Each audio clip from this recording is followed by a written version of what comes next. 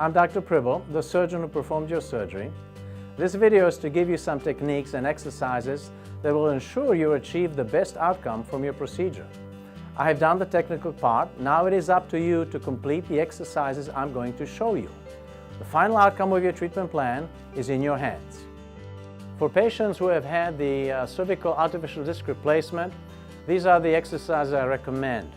I recommend typically 12 repetitions on each and 3 sets of each exercises tolerated, and you can certainly increase.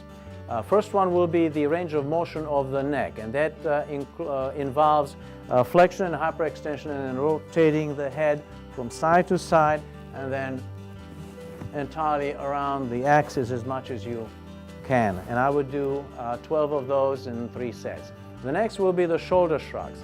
Shoulder shrug consists of simply what a shoulder shrug is. You can incorporate some shoulder rotation forward and backwards. And the shoulder rotations again is designed to strengthen the trapezius musculature.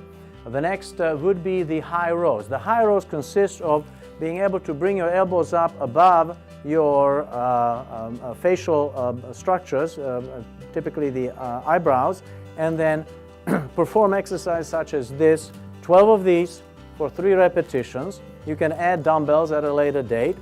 The next one is deltoid raises, where you actually use your fists or some dumbbells to perform the deltoid raises. The next exercise would be windmills, which is what we all did as children.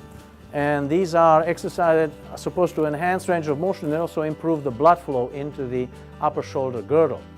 The last exercise is bending slightly forward and in a prone position, do deltoid raises in this kind of a fashion to activate the posterior deltoids and the superior border of the trapezius musculature.